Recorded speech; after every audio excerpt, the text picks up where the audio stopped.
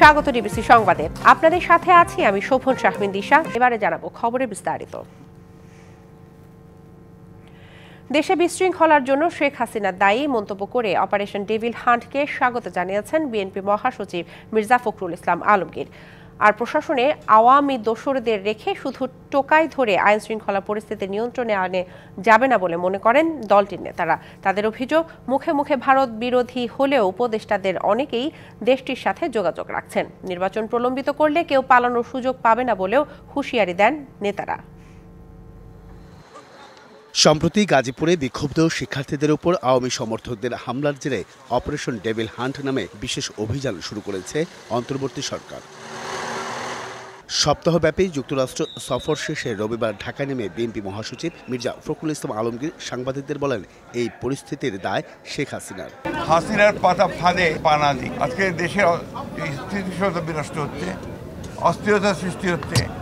এর জন্যে সম্পূর্ণভাবে হাসিনার যে ফ্যাসিস্ট রেজিম ছিল, সেই রেজিমই তার জন্য দায়ী। রবিবার সকালে জাতীয় প্রেস ক্লাবের এক কর্মসূচিতে বিএনপি নেতা জয়নুল আবদিন ফারুক অভিযোগ করেন, প্রশাসনের ভেতরে আওয়ামী দোসরদের রেখে বিশৃঙ্খলা পরিস্থিতি নিয়ন্ত্রণ করা সম্ভব নয়। ডেভিল হান্ট তৈরি করে টোকাই ধরলে জনগণ আপনাদেরকে ক্ষমা করবে না। ডেভিল হান্ট দিয়ে আপনি জাহাঙ্গীর গাজীপুরের কেন গ্রেপ্তার হলো না? কয়েকজন টোকাইকে গ্রেপ্তার করলে আওয়ামী লীগের এই ষড়যন্ত্র কশিন কালো বন্ধ হবে না। অপর এক অনুষ্ঠানে বিএনপি নেতা গয়েশ্বরচন্দ্র রায় অভিযোগ করেন, মুখে ভারত বিরোধিতা করলেও উপদেষ্টাদের অনেকে তাদের সাথে যোগাযোগ রেখেছেন। এই সরকারকে আড়াল থেকে উস্কানি দিচ্ছে নানাভাবে। তারা বলতে চায় যে প্রতিবেশী দেশ আমাদের উপর সোয়া হচ্ছে। ওনারা যে অনেক আগে প্রতিবেশী দেশের ট্যাবলেট খাওয়া শুরু করছে। সংস্কারের নামে ভোটার তালিকায় বয়স কমানোর প্রস্তাবকে ইউনূস সরকারের অন্য কোনো উদ্দেশ্য বলেও সন্দেহ তার।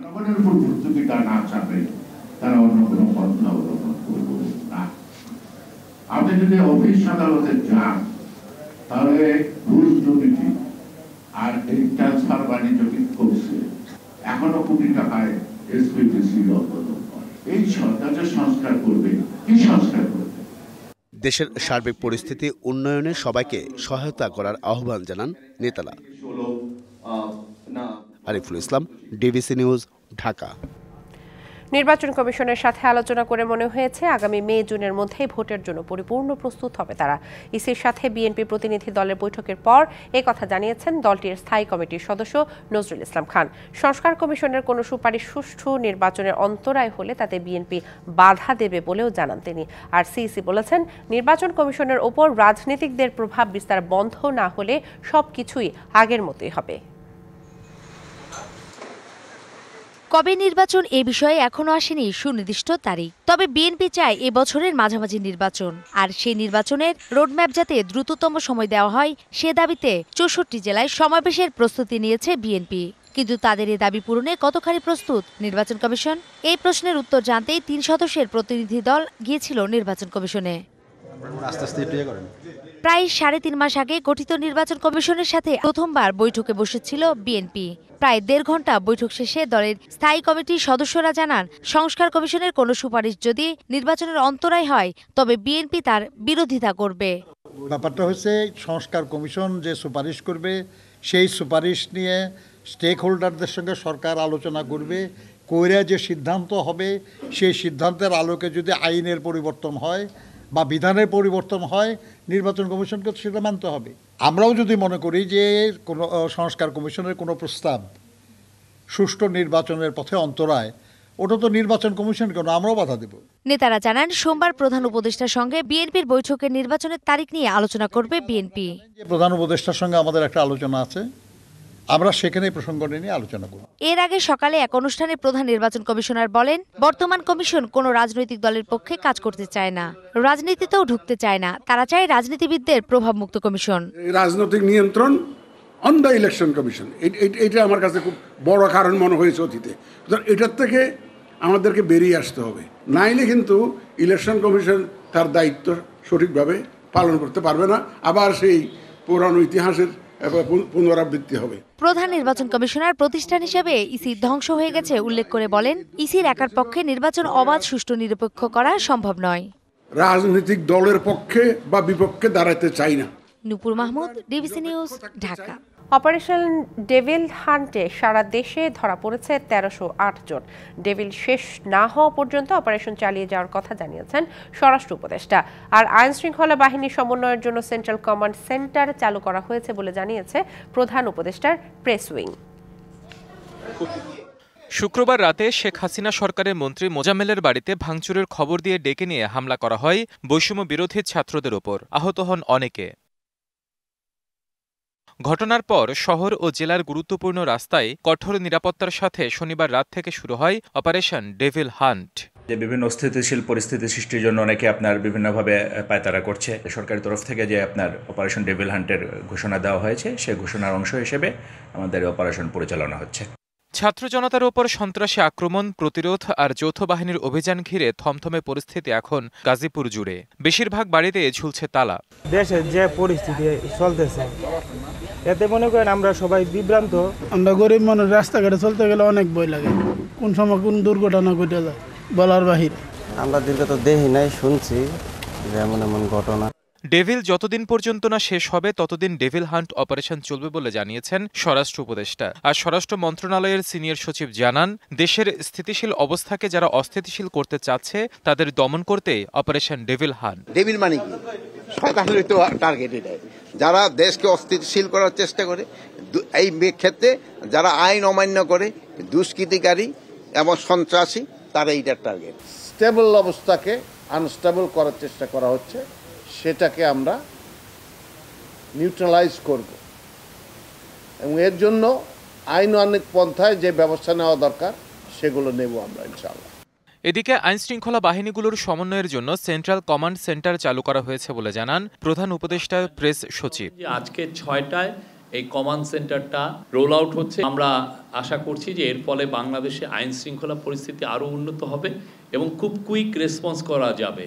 হিমাদ্রি রাহা, ডিবিসি নিউজ ডেস্ক। দেশে এখনো ডেভিলরা রয়ে গেছে, এমন পরিস্থিতিতে নির্বাচন হলে তা হবে নির্বাচনের গণহত্যা। বিকেলে জামায়াতের সিলেট মহানগরের উদ্যোগে শিক্ষা উপকরণ প্রদান অনুষ্ঠানে এমন মন্তব্য করেন জামায়াতের আমির ডাক্তার শফিকুর রহমান। সেই সমাজে সেই ডেভিল হান্ট যদি হয়, 18 কোটি মানুষ, সশস্ত্র বাহিনী সহ যারা যৌথ বাহিনীর এই অভিযান পরিচালনা করবেন তাদের জন্য দোয়া করবে এবং তাদের সাথে থাকবে। মৌলিক কিছু সংস্কার করতে হবে, না করলে সুষ্ঠু নির্বাচন করা সম্ভব না। এই অবস্থায় যদি একটা নির্বাচন দেওয়া হয়, এটা নির্বাচনের জেনোসাইড, নির্বাচন গণহত্যা হবে, আমরা এটা চাই না। ধানমন্ডি 32 নম্বরে শেখ মুজিবুর রহমানের বাড়ির বেজমেন্টে আয়নাঘরের অস্তিত্ব পায়নি ফায়ার সার্ভিস। আয়নাঘর বা গোপন বন্দিশালা আছে কিনা এমন সন্দেহে বেজমেন্ট থেকে পানি সরানোর পর সেখানে কিছুই পাওয়া যায়নি। এদিকে বাড়িটি ঘিরে আজও ছিল উৎসুক জনতার ভিড়। বাড়িটি পুরোপুরি ভেঙে নতুন ভবন করে জুলাই আগস্ট শহীদদের পরিবারের নামে বরাদ্দ দেওয়ার দাবি জানিয়েছেন সাধারণ মানুষ। 5 ফেব্রুয়ারি ঘটনার পর থেকে ধ্বংসস্তূপ হয়ে দাঁড়িয়ে আছে ধানমন্ডির 32 নম্বরের শেখ মুজিবুর রহমানের বাড়িটি। পুরোপুরি ভাঙা হয়নি। সেই বাড়িটি দেখতে প্রতিদিন ভিড় করছে মানুষ। রবিবার সকাল থেকেও ছিল সেই দৃশ্য। ভাঙা বাড়ি দেখতে এসে সাধারণ মানুষ বলছেন, দুঃশাসনে এতদিন অতিষ্ঠ ছিল তারা, প্রাণ খুলে কথা বলতে পারতেন না। কখনো কল্পনা করতে পারি নাই যে আমরা স্বাধীনভাবে কথা বলতে পারবো, স্বাধীনভাবে চলাফেরা করতে পারবো। কখনো এই রাস্তা দিয়ে হাঁটতেও পারিনি। মানুষে ভোট দিতে পারে নাই, মানুষের মুখের কথা বলতে পারে নাই, মনের কথা বলতে পারে নাই, সবকিছু মিলে বই প্রকাশ। বাড়ি থেকে কেউ নিয়ে যাচ্ছে ইট, কেউ বা কষ্ট করে খুলে নিচ্ছে রড।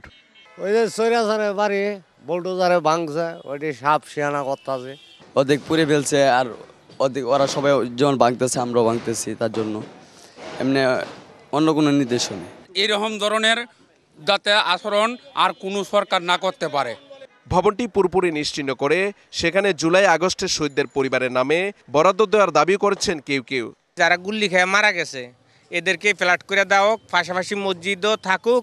বেশিরভাগ বাংলার জমিনে আমরা দেখতে চাই না, আমরা শান্তিযুষ্ট একটা এই সরকার চাই।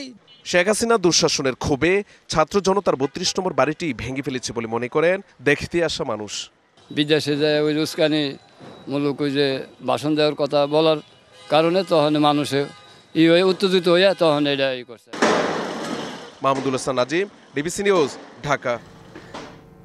ধানমন্ডি ৩২ নম্বরে শেখ মুজিবুর রহমানের বাড়ি ভাঙা নিয়ে ভারতের বিবৃতি অনাকাঙ্ক্ষিত বলে মন্তব্য করেছে পররাষ্ট্র মন্ত্রণালয়। মন্ত্রণালয়ের মুখপাত্র মোহাম্মদ রফিকুল আলম প্রেস ব্রিফিংয়ে বলেন, শেখ হাসিনা ভারতে অবস্থান করে যেসব উস্কানিমূলক বক্তব্য দিচ্ছেন তা ভালোভাবে নিচ্ছে না বাংলাদেশের জনগণ। ভারতের পররাষ্ট্র মন্ত্রণালয়ের একটি বক্তব্য অন্তর্বর্তীকালীন সরকারের নজরে এসেছে। বাংলাদেশের অভ্যন্তরীণ বিষয়ে ভারতের পররাষ্ট্র মন্ত্রণালয়ের এই বক্তব্য প্রদান অপ্রত্যাশিত এবং অনাকাঙ্ক্ষিত। আমরা প্রতিবেশী দেশটিতে নানা ধরনের বিরূপ পরিস্থিতির উদ্ভব হতে দেখেছি, কিন্তু বাংলাদেশ কোনো রাষ্ট্রের অভ্যন্তরীণ বিষয়ে সরকারিভাবে কোনো বক্তব্য প্রদান করে না। অন্যদের কাছ থেকেও বাংলাদেশ একই ধরনের আচরণ আশা করে। লকার খুলতে অভিযানে যাওয়া দুদকের পরিচালক কাজী সায়েমুজ্জামানের বিরুদ্ধে আপত্তি তুলেছে কেন্দ্রীয় ব্যাংক।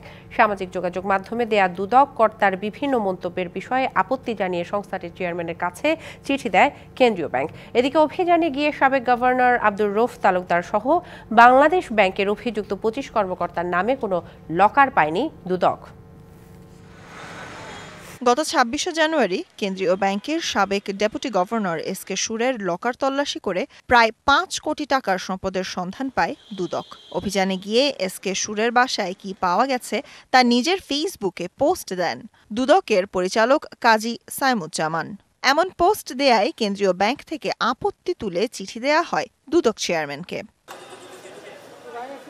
এমন প্রেক্ষাপটে রবিবার দুপুরে বাংলাদেশ ব্যাংকে যায় দুদকের ৮ সদস্যের প্রতিনিধি দল। দিনভর ২৫ কর্মকর্তার লকার তল্লাশি শেষে জানানো হয় তাদের কারো লকার খুঁজে পাওয়া যায়নি। তবে যাদের বিরুদ্ধে অভিযোগ পাওয়া যাবে পর্যায়ক্রমে তাদের লকার তল্লাশি করা হবে বলেও জানানো হয়।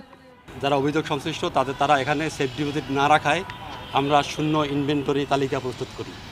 এই হচ্ছে আমাদের প্রথম ধাপে আমরা ২৫ জন কর্মকর্তার একটা তালিকা নিয়ে এসেছিলাম। পরবর্তীতে অন্যান্য অভিযোগের ক্ষেত্রে আমরা আবার আসবো। অভিযানের পর দুদকের তল্লাশির বিষয়ে বাংলাদেশ ব্যাংকের মুখপাত্র জানান, অভিযানের নামে কেউ যেন হয়রানির শিকার না হন। হঠাৎ করে এই ধরনের একটা নিষেধাজ্ঞা আরোপ হতে তারা খুবই মর্মাহত, এবং আপনাদের মাধ্যমে একটা মেসেজ দিতে চাচ্ছি যে আমরাও সামাজিকভাবে হেয় প্রতিপন্ন হচ্ছি। ২৫ জনের যে তালিকা নিয়ে এসেছিল তারা ২৫ জন তালিকা দেখেছে। এখন দুদক যদি মনে করে যে না, আমরা রেজিস্ট্রে যারা আছে প্রত্যেকেরটাই দেখব, অবশ্যই বাংলাদেশ ব্যাংক এই ব্যাপারে কোনো অসহযোগিতা করবে না। এদিকে দুদকের প্রধান কার্যালয়ে ব্রিফিংয়ে সংস্থার মহাপরিচালক জানান, তারা অনুসন্ধানের প্রয়োজনে আবারও যাবেন কেন্দ্রীয় ব্যাংকে। ৩০০ লকার রয়েছে সেখানে, আপনারা ইতিমধ্যে জেনেছেন। তো এই কাজগুলো করতে একটু সময় লাগবে, হয়তো আরো ২-১ দিন যাওয়া লাগতে পারে। আজকে তারা যতটুকু সম্ভব সে কাজগুলো করবেন, আরো যদি বাকি থাকে পর্যায়ক্রমে সে কাজগুলো তারা করবেন। Sultana Swarna, DBC news, Dhaka. ৫.৫ ঘন্টা শাহবাগে অবস্থান শেষে সচিবালয়ে যাওয়ার পথে মেডিকেল অ্যাসিস্ট্যান্ট ট্রেনিং স্কুল ম্যাট শিক্ষার্থীদের উপর বেধড়ক লাঠিচার্জ করেছে পুলিশ। এতে আহত হয়েছে বেশ কয়েকজন। পরে সড়ক ছেড়ে যায় আন্দোলনকারীরা। পুলিশের লাঠিচার্জের মুখে এভাবেই পণ্ড হয়ে যায় ম্যাটস শিক্ষার্থীদের কর্মসূচি। ৪ দফা দাবিতে ব্যারিকেড ভেঙে সচিবালয়ে যাওয়ার চেষ্টা করলে সংঘর্ষ বাধে পুলিশের সঙ্গে।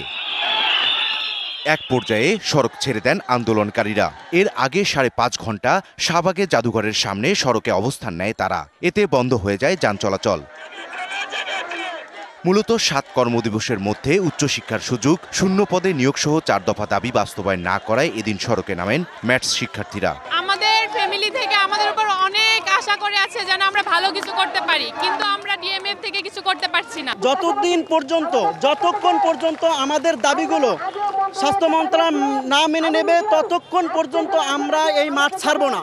আন্দোলনকারীদের সঙ্গে দেখা করে স্বাস্থ্য উপদেষ্টার ব্যক্তিগত কর্মকর্তা বলেন, শিক্ষার্থীদের দাবি যৌক্তিক, এ নিয়ে কাজ করছে সরকার। অনুরোধ জানান সড়ক ছেড়ে দেবার। থেকে যখন ওনারা এটা জানার পরে ওনারা আমাকে পাঠিয়েছে এখান থেকে যেন ৫ জনের একটি প্রতিনিধি দল নিয়ে যাওয়া হয়। ওনারা আলোচনা করে যেগুলো যৌক্তিক বিষয়, যেগুলো যৌক্তিক দাবি, ওনারা সেগুলো পূরণ করার ওনারা সর্বোচ্চ চেষ্টা করবেন। এই উদ্দেশ্যেই আসলে আমি এখানে আসা। কিন্তু তার কথায় আশ্বস্ত হতে না পেরে আন্দোলন চালিয়ে যাওয়ার কথা জানান শিক্ষার্থীরা। ইকবাল অনিক, ডিবিসি নিউজ, ঢাকা। রাজধানী সায়েন্স ল্যাব মোড়ে ঢাকা সিটি কলেজ এবং ধানমন্ডি আইডিয়াল কলেজের শিক্ষার্থীদের মধ্যে সংঘর্ষ হয়েছে, এতে আহত হয়েছে কয়েকজন। রবিবার বিকেলে কথা কাটাকাটির জেরে দুই পক্ষের এই সংঘর্ষ হয় বলে জানিয়েছে পুলিশ। এ সময় সায়েন্স ল্যাব মোড় ও আশেপাশের এলাকার সড়কে যান চলাচল বন্ধ হয়ে যায়, দেখা দেয় তীব্র যানজট। প্রত্যক্ষদর্শীরা জানান, বিকেল 4:30টার দিকে আইডিয়াল কলেজের শিক্ষার্থীরা ঢাকা সিটি কলেজের সামনে অবস্থান নেয়। এক পর্যায়ে শুরু হয় ধাওয়া পাল্টা ধাওয়া, নিক্ষেপ করা হয় ইট পাটকেল।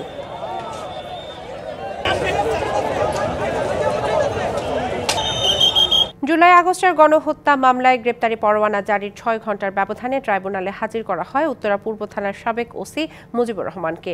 আদালতে তোলার পর মানবতা বিরোধী অপরাধের মামলায় কারাগারে পাঠানো হয় তাকে। এদিকে প্রসিকিউশন জানিয়েছে, চলতি মাসেই শেষ হবে বেশ কিছু আলোচিত মামলার তদন্ত। জুলাই আগস্টের গণঅভ্যুত্থানের সময় আইনশৃঙ্খলা বাহিনীর নির্মম হত্যার অন্যতম হটস্পট ছিল রাজধানীর উত্তরা। জুলাই রেভলিউশনারি অ্যালায়েন্সের তথ্য মতে 5ই আগস্ট উত্তরায় শহীদ হন 42 জন। এছাড়া 18 জুলাই 20 জন, 19 জুলাই 22 জন, 4 আগস্ট 7 জন সহ সব মিলিয়ে উত্তরায় শহীদের সংখ্যা 92।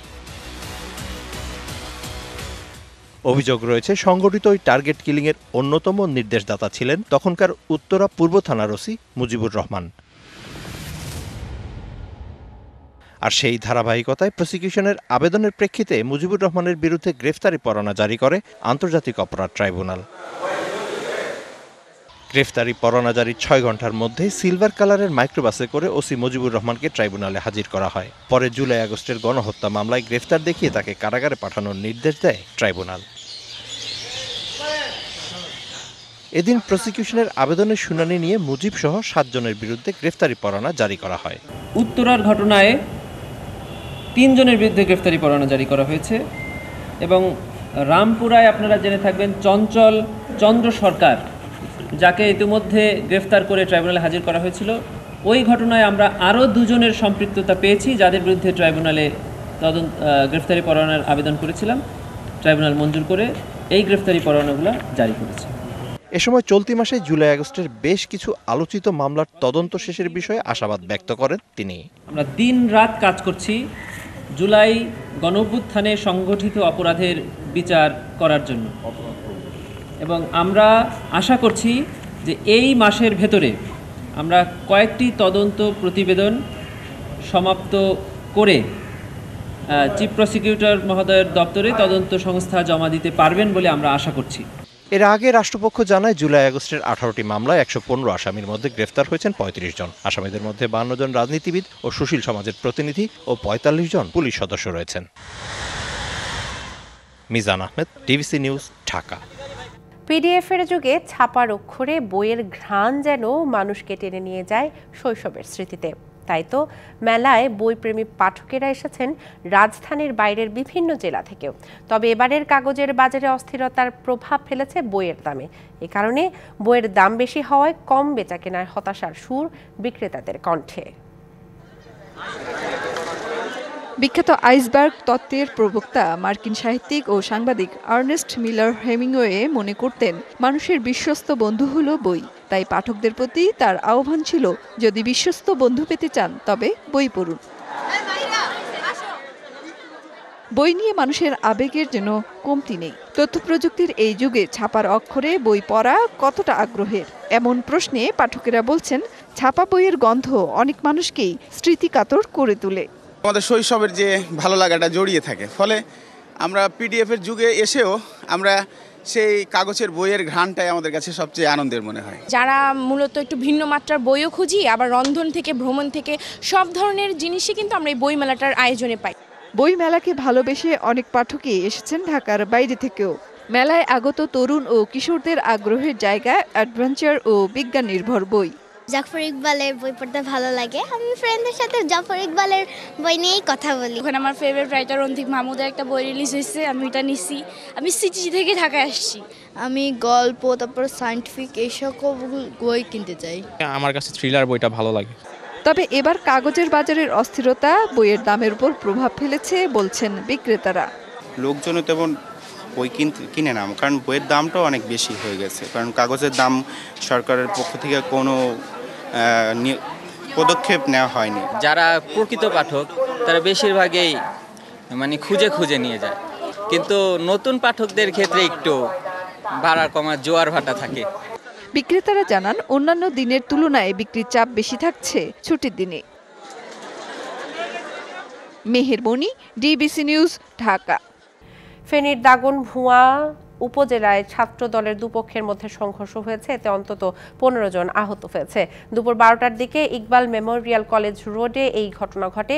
বিএনপির আহ্বায়ক কমিটি নিয়ে আব্দুল আওয়াল মিন্টুর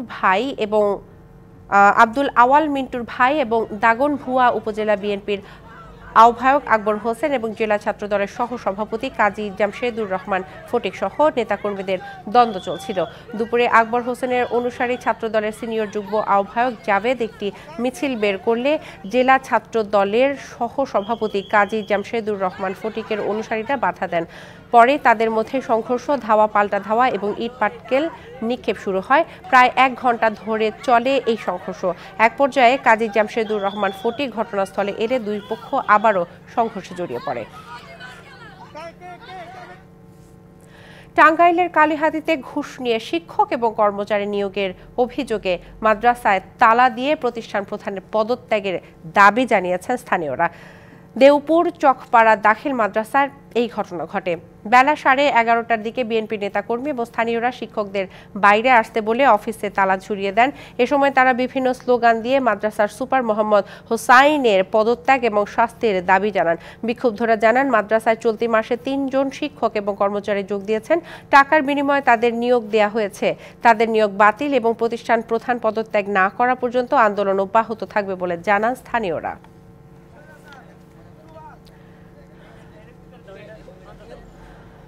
চাঁদপুরে ক্ষুদ্র প্রান্তিক কৃষকদের মাঝে বিনামূল্যে সার বিতরণ করেছে মার্কেন্টাইল ব্যাংক।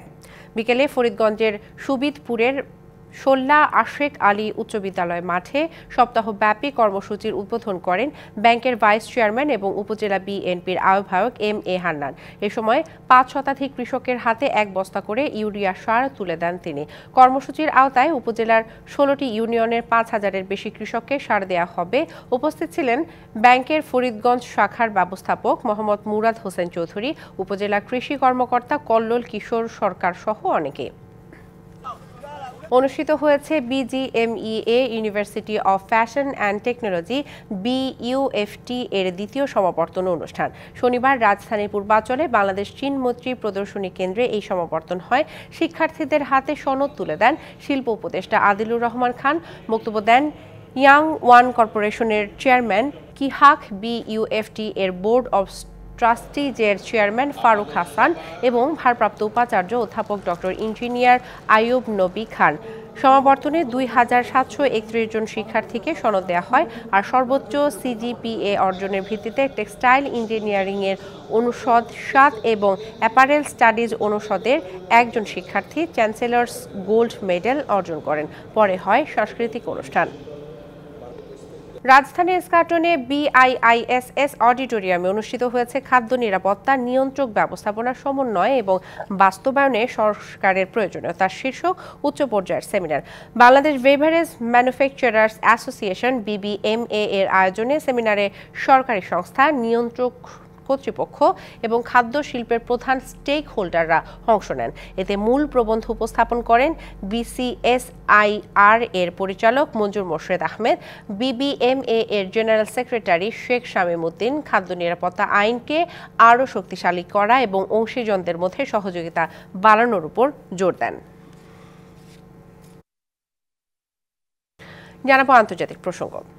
ইউক্রেন যুদ্ধ বন্ধে রাশিয়ার প্রেসিডেন্ট ভ্লাদিমির পুতিনের সাথে ফোনে কথা বলেছেন মার্কিন প্রেসিডেন্ট ডোনাল্ড ট্রাম্প। স্থানীয় সময় শুক্রবার দেশটির গণমাধ্যম নিউ ইয়র্ক পোস্টকে এক সাক্ষাৎকারে এমন দাবি করেছেন ট্রাম্প। সাক্ষাৎকারটি বিভিন্ন গণমাধ্যমে প্রকাশ করা হয়েছে।